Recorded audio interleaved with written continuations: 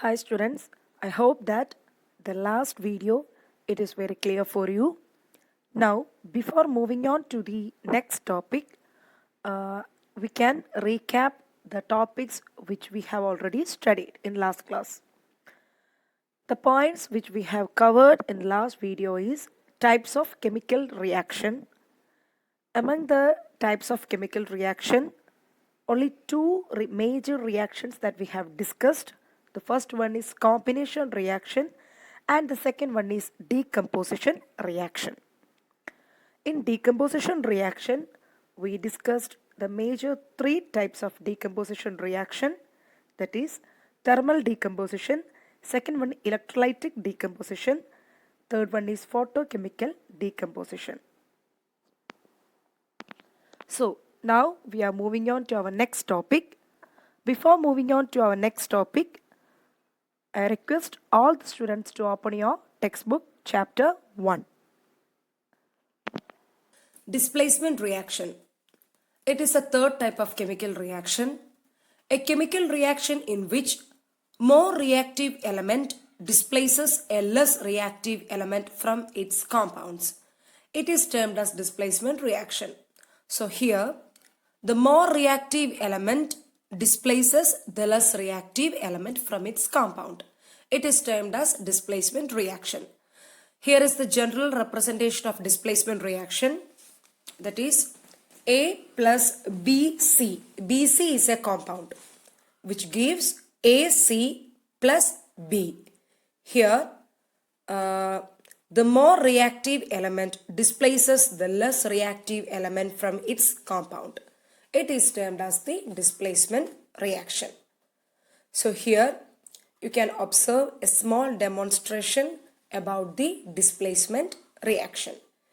In that demonstration, the reaction of iron nail with copper sulfate solution you can observe. 3 iron nails, sandpaper, test tubes, copper sulfate solution, thread, clamp stand and a test tube stand. Take 2 test tubes, mark it as A and B. In each test tube, add 10 ml of copper sulfate solution.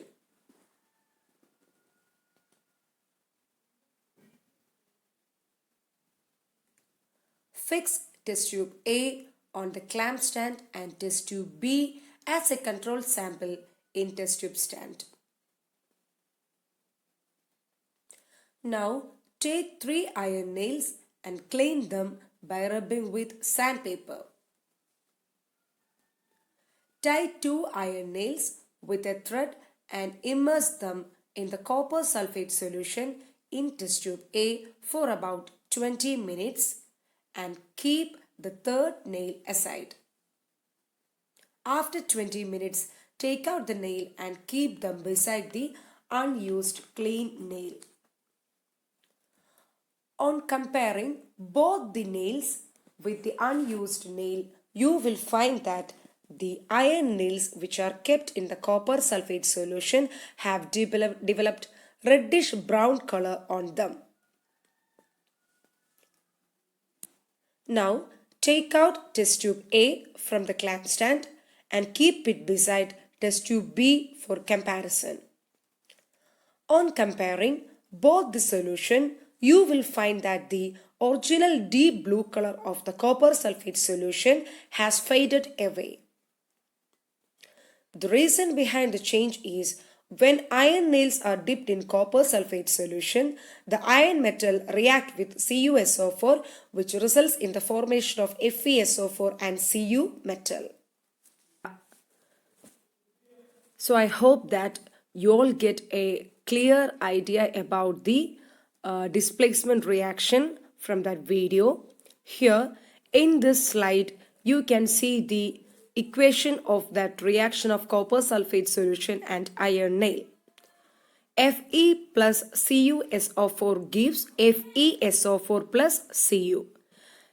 Here in this reaction, iron has displaced another element that is Cu from copper sulfate solution.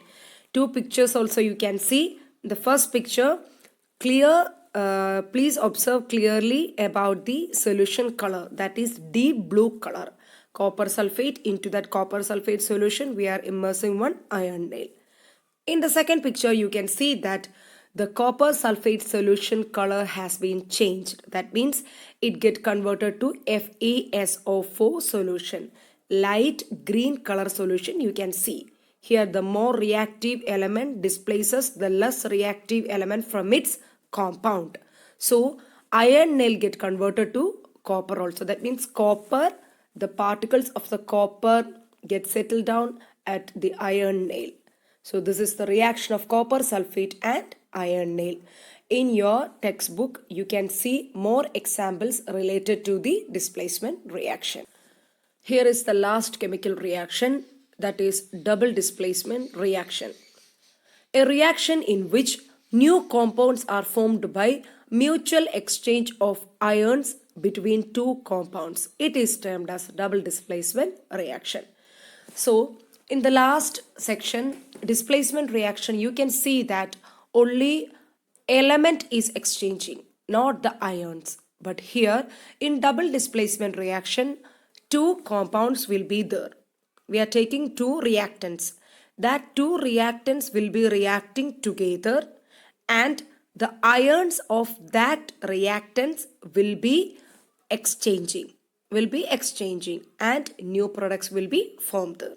And this is a precipitate reaction also. What do you mean by this term precipitate? In the laboratory you have observed that precipitate means color will be produced there. Color and also some of the substances will be settling down in the test tube. If you are taking the reaction in a test tube, you can see that if a precipitate is formed there, some particles will be settling down and also a thick color will be formed there. That type is termed as precipitate reaction. So double displacement reaction is a precipitate reaction also. Here you can see a small demonstration video about the double displacement reaction.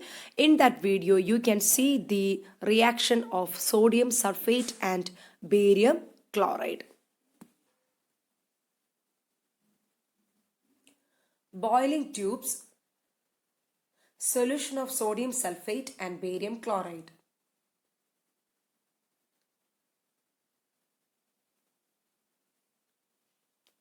Take a small quantity of sodium sulfate solution in a boiling tube.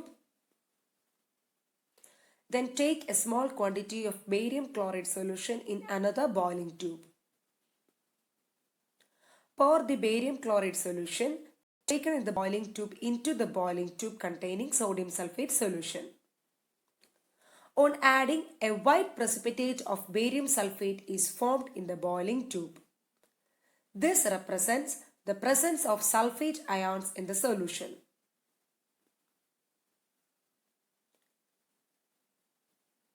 After that, keep the contents in the boiling tube undisturbed for 10 minutes. After 10 minutes, we can see that the white precipitate in the test tube settles to the bottom of the test tube. Now, decant the solution in the boiling tube to the beaker. Add a few drops of dilute HCl to the white precipitate of barium sulfate and shake the test tube well. You can observe the white precipitate remains insoluble in the dilute HCl. Here a chemical reaction occurs between sodium sulfate and barium chloride to form barium sulfate and NaCl. This is the double displacement reaction in which sulfate ions are displaced by chloride ions and chloride ions are displaced by sulfate ions. Here in this slide you can see the equation of the reaction of sodium sulfate and barium chloride solution. So two reactants are there, sodium sulfate and barium chloride. Here when sodium sulfate and barium chloride reacts together, mutual exchange of ions are taking place. Okay, that is Ba2 plus and SO4 2 minus ions are taking place. As a result of this, new products is formed there, that is BaSO4 and NaCl. So here after the reaction you can see a white precipitate is formed there. You have already seen this in that video. The white precipitate of barium sulfate is formed by the reaction of two ions, that is Ba2 plus and SO4 2 minus. So ions means what? It is simply charge. So here in BaSO4, in that product, two ions are there, Ba2 plus and SO4 2 minus. Now we are going to study about the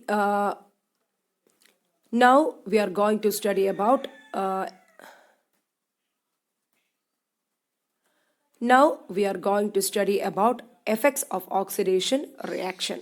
Okay, two types of effects of oxidation reaction are given in your textbook. That the first one is corrosion.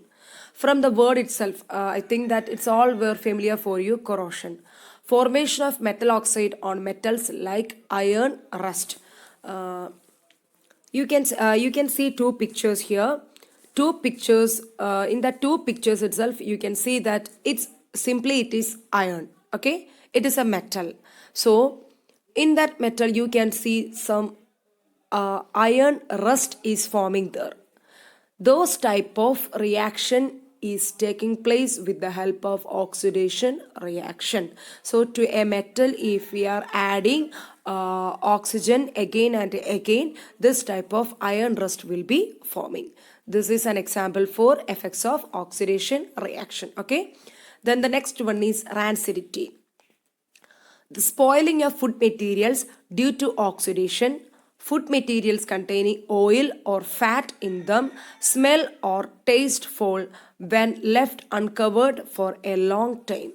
So if we are not closing the cooking oil, that means coconut oil and all, after some time you can see feel a bad smell from that bottle, from that coconut oil bottle. That is because of this rancidity. That means addition of oxygen is taking place there. Because of this, in food materials containing oil or fat, you can feel a bad smell there. That's because of this addition of oxygen. So corrosion and rancidity are the two types of effects of oxidation reaction. So children, now we have completed our chapter chemical reactions. In this class, we studied about the remaining two types of chemical reaction, that is displacement reaction and double displacement reaction. If you have any doubt regarding the displacement reaction and double displacement reaction, please watch the video that is given in this presentation. Please watch the two demonstration videos carefully. Okay, after this vacation we can do the same experiment from our school laboratory. So displacement reaction, we had seen the example as reaction of iron nail and copper sulfate solution. Here the more reactive element displaces the less reactive element from its compound, then a new product is formed. Okay, then the second type of reaction we studied is double displacement reaction. Here two reactants will be there. That two reactants will be reacting together to give a product with a precipitate. Here the mutual exchange of ions is taking place. Because of the mutual exchange of ions, a precipitate is formed there. We have seen one demonstration about the double displacement reaction, that is the reaction of sodium sulfate solution and barium chloride. The product formed is barium sulfate with white precipitate reaction. Okay, after that we studied about a new term, that is redox reaction. Redox reaction, two types of terms are there. One is oxidation, that is addition of oxygen and removal of hydrogen. Then reduction, addition of hydrogen and removal of oxygen. Both this oxidation and reduction taking place simultaneously, those type of reactions can be termed as redox reaction. We had seen some examples also for this redox reaction. After that we studied about the effects of oxidation reactions. First one is corrosion and second one is rancidity. For corrosion, rancidity and all, application level questions will be asked for your board exams. So children, that's all about our chapter chemical reactions. Now we have completed our chapter. So revise all those topics from the beginning itself. Write and study. Balancing the chemical equation, you must write and study it very clearly. And in backside of your chapter, you can see so many exercise questions are there. Please do those exercise questions, revise your chapter, read your textbook again and again, then download the previous year question paper from internet, and from there you can solve the first chapter questions also. If you have any doubt regarding any topic, please contact me.